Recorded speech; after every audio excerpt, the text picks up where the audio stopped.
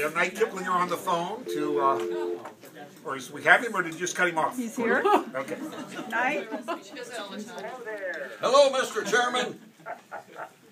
Hey, Jerry, are you there? Sure. Do you have any story ideas? I am all out. Well, I hate to miss a party. I really do.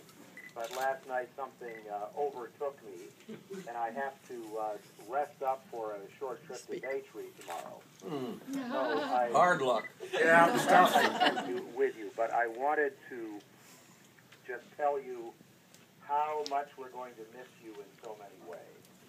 We're going to miss your wry, sly sense of humor. We're going to miss your kindness, which everybody notes every day.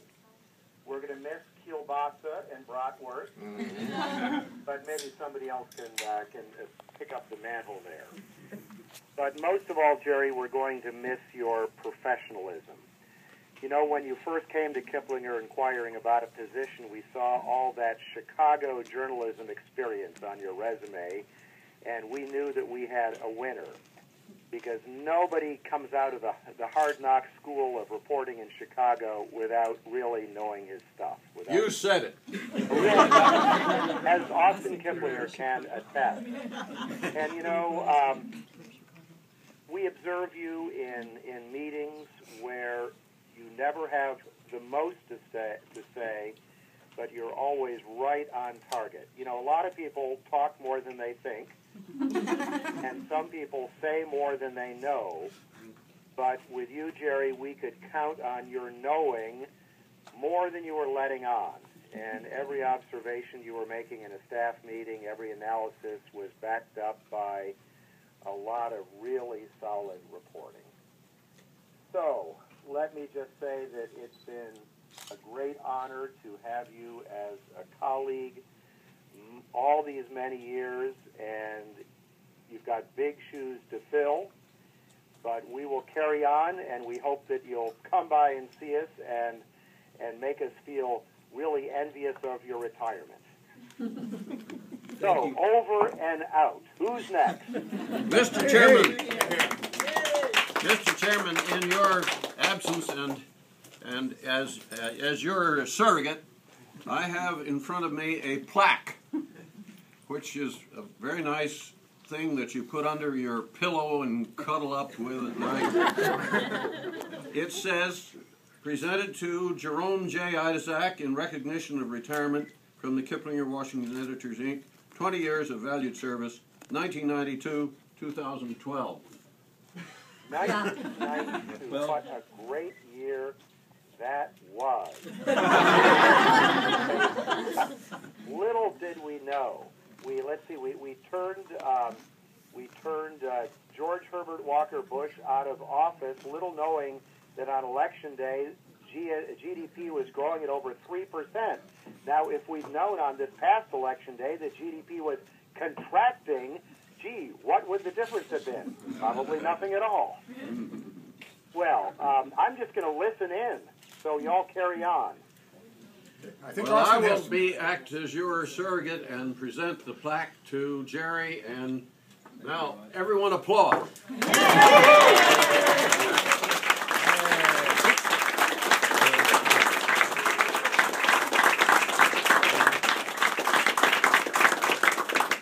Jerry, you have as much time as you require. as much time as well. I'll keep it shorter than Bill Clinton. Okay. I'd like to thank Austin and Knight and Jack Kiesner for giving me the opportunity to work here. And I'd like to thank Knight and Melissa for letting me hang around an extra couple of years and have multiple retirement dates. I probably could spend the rest of the afternoon saying thanks to different individuals in the room, because you know, in a lot of big and small ways I've gotten a lot of help and assistance here, and I've really appreciated it. I wanted to thank one group of people who don't write or edit, but who help make the place go. People like Joan McGee, Conrad, Louise, and Claire at the desk in the old building. Just too many really to name, but people that we kind of take for granted and who contribute a lot to the environment and the atmosphere here. And then, of course, I'd like to thank Jerry. If not for you, winter would have no spring. Mr. Chairman. So let me just add one more All right, thing. he has one more thing to say. I'd like to end on a lighter note. People keep asking me, what do you plan to do? You've got retirement ahead of you, and I had no grand thing. And then I was talking to a couple of people today, and I remembered that when I started here, Lee Cohen, the late Lee Cohen, had retired, and he came back to visit some people on the 8th floor. And it was the first time I'd seen him, and I said, "What's the biggest pleasure in your retirement?" And he said, he paused and he said, "When I wake up in the morning, I don't have to read the Wall Street Journal." So my grand plan is to wake up in the mornings and read the Washington Post sports section. Thank you all for coming. I really appreciate it.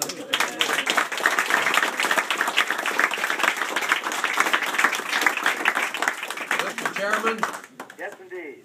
may I ask a point of personal privilege? Having started and learned all of the wisdom of the world in politics and economics in the Windy City, as Jerry did and I did, I have a special gift for Jerry here. This is something this is to keep him from getting lonely. This is the CPI from 1941 to the present, and a conversion chart. As we all know, you have to do a certain amount of converting of the statistics. I just call the Kiplinger editor. Well, I want you to know that in December of 1941, just before the day that will live in infamy, the CPI, according to the current statistical scale, was 15. Not 150, 15, 1-5. What is it most recently? 180? I'd have to call the economic writer. Well, he's taking powder, but I think it's about 180. It's higher. Is it? The dollar is worthless, but that argument doesn't seem to carry much weight once a year when they can. Well, talk about paper. Jerry and I have always known how to solve all of these problems that the government has. You just print money and lend it out from the Fed at 0.75%. Depreciate the value of the money, pay off in cheaper dollars, and it's easy. That's the way we've always done it. Well, Jerry, I want this is to keep with a plaque. And you put those under your pillow, and you wish for anything you want, and your wish will be granted. I just have to add that Austin and I were talking before a few minutes, and I said, some people are actually saying that I ought to stay on, and he said, well, why don't you take a few years off and then come back? You can always stay till 95. Thank you very much. Good luck. Bye. Right, Bye. night. I'm off. Feel better. Bye-bye. Okay, bye-bye. So long. Jerry, I just wanted to take an opportunity to say thank you very much for the time that you've been here and to tell two little stories that I think say a lot about you. One of them was in, I guess it was 2008, when it was noticed that the market was crashing. People were panicked about Wall Street, thinking that, the entire financial system of the United States was going to crash. And Jerry was more energized and happier and more bouncy and enthusiastic about his job than we had seen him in years. It was like, something to write about, something to say. And the other is that no more than 2 hours ago, Jerry was in my office and said, if you find that over the next couple of weeks or months, that you need some work done, thus making it about the 111th time he failed to retire when he said he was going. But, Jerry, it has been truly a pleasure and a privilege to work with you. As Knight said, beyond doubt, one of the kindest, nicest people I have ever had the pleasure to meet, and it's really been wonderful. Thank you. Hear, hear.